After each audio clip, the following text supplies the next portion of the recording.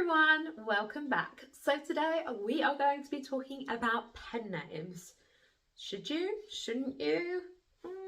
Who really knows? So firstly, let's take a look at the pros of pen names. Now this first one, I am going to struggle to say. Anonymity. Basically, it means you're kind of anonymous. You can basically publish as much as you want and no one knows that it's you. So if you're a bit kind of nervous and weary and you're like, do I really want this under my name? Do I want someone knowing that I've created this?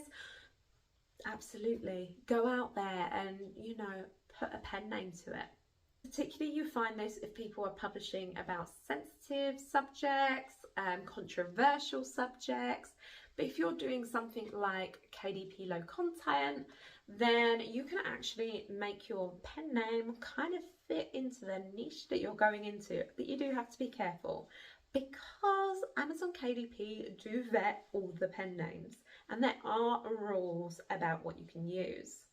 And another benefit of using a pen name is the branding. So it can create a massive, huge brand. So for example, if you're producing books in multiple niches, you can have a different pen name for each niche and it can seem relevant to that niche as well. So for example, there is a KDP colouring book. I think it's Kim's Colouring Books, or Kim's Colouring, something along those lines. And then you have like ABC Learning, and it's all it makes sense. The name makes sense to the type of content that they are producing. But what is really important to know is that it doesn't have to be like that. You can see many people are just publishing under their own names, but it can be really useful when you are perhaps creating a bit more of a social media presence. And actually I've heard of many of the pen names actually becoming keywords and people typing them in. So if you've got a catchy pen name, that can be a really useful tool. Basically, it's increasing the marketability of your books. So you can create a Facebook, Instagram, TikTok page all around your books, around your genre of KDP books, and therefore you'll create a bit of a following. And the really great thing about that is you hear quite often of people being suspended, having their KDP accounts suspended. I'm really fortunate this hasn't happened to me, so I'm really grateful for that. But I have heard of many different authors and some very successful ones as well being suspended. But if you have your following off of KDP, you can still kind of sell to those people. They're still likely to want to buy from you. They've built a relationship with your brand. The other reason as well is if you have a bit of a tricky name to remember, I have on YouTube rebranded myself as Mrs. D because my surname is a bit of a mouthful. It's Portuguese, so not too many people can pronounce it, probably including myself because I'm not Portuguese. So you speak to the Portuguese family and they say it very differently to how I do. And equally, because of how it's spelled, there's an E and an I in it, and often people put those in the wrong direction. So for me, it makes sense to have a pen name. So when's best to avoid a pen name? If you're trying to build a personal brand, for example, say you want to be the face of it.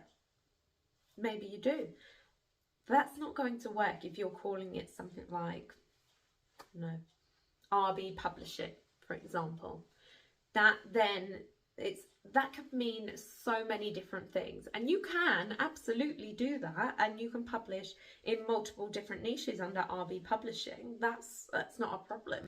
But some people do like that extra special touch, and sometimes that is the person that's created it. I know particularly here in the UK, we absolutely love handmade things. And I think this is possibly a worldwide thing. We will pay that little bit extra if it's been handmade, if there's been love and care. Look at how well Etsy is doing, and that's because so many people are the face of their shop. People feel a connection to that person. It can also lead to challenges with book promotions. But this is more if you are creating novels. So in terms of, you know, if you wanted to go and do book signings, or you might need to create multiple social media accounts. So say, for example, your Claire's notebooks, your Claire's colouring books, and your Claire's workbooks. Now, I now need 3 different Instagram pages, 3 different Facebook pages, 3 different TikTok pages if I'm going down that route as well. So that can make it a bit more tricky to manage. So, but if you're planning on going all in one niche, then yeah, definitely, why not? There are also a few small legal implications as well. So if, for example, I am not saying you're doing this, if people out there, I don't know who they are, want to commit fraud by using various pen names and things like that, perhaps they get shut down, they reopen, they shut down, they reopen, and they're just constantly, you know, maybe copying other people's content, plagiarizing and things like that. That can be an issue and is definitely a downside of pen names. But I know you're not here to do that at all. And another really important thing to think of is if you have quite a common pen name, check that it's not trademarked, check that there's no copyright against it, even if it's your own name. There is, oh my gosh, what's that? Oh, there's a brand, huge brand. Can't think of what it is. Joe Lycett basically did this whole thing where he changed his name. Was it Tommy Hilfiger? It might have been, I don't think it was Tommy Hilfiger. Anyway, there's a huge brand around that kind of league, Tommy Hilfiger league, and they actually sued someone because they used their own name in their personal brand, but Tommy Hilfiger, it wasn't Tommy, Ralph Lauren. Was it Ralph Lauren? Oh man, that's going to really bother me. If I remember whilst I'm typing up this video, in fact whilst I'm editing this video, it's around here somewhere what that was. And yeah, basically he got sued for using his own name in his own brand. So do still check that you're not actually trademarked. So should you be using pen names? What do you think? Ultimately, it is up to you. See what feels right to you, see what fits with your brand.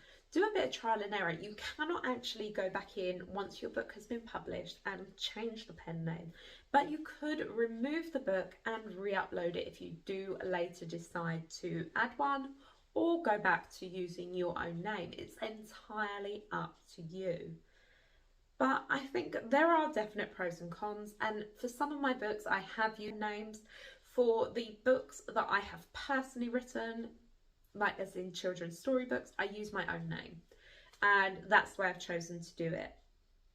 Prayer journals and exercise journals, that sort of thing, they're categorised in one group. Then I've got notebooks categorised, and for me it's made sense, but I get that it is a lot of work for a lot of people.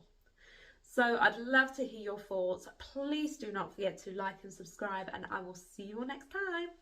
Bye.